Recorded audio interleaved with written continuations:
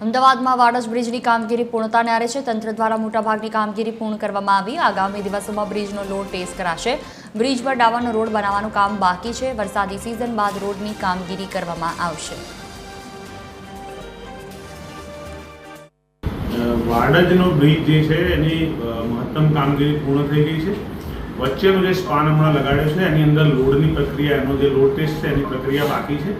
આવનારા 10 દિવસમાં એ પ્રક્રિયા પણ પૂર્ણ કરવામાં આવશે। અને અત્યારે હાલ વરસાદની સિઝન હોય એમાં જે ઉપર ડામરનું લેયર કરવામાં આવતું હોય છે એ પ્રક્રિયા બાકી છે। ઉઘાડ નીકળશે એટલે ડામરનો રોડ જે છે એ બનાવવામાં પણ આવશે। તેમ ટૂંક સમયમાં જ હું માનું છું કે જો વરસાદ ન હોય ને ઉઘાડ નીકળે તો ખૂબ નજીકના દિવસોમાં આ બ્રિજ જે છે એ અમદાવાદની જનતા માટે ખુલ્લો મૂકવામાં આવશે।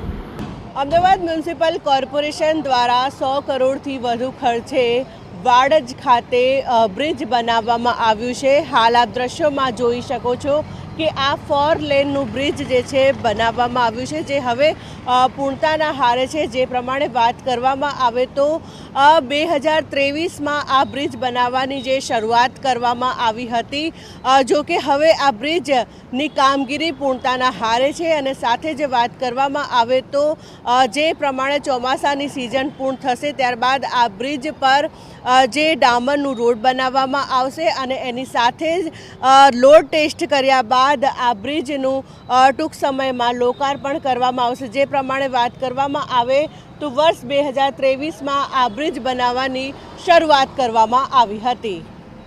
કેમેરામેન નીતિન બગડા સાથે મોનિકા રાજપૂત, TV13 ગુજરાતી, અમદાવાદ।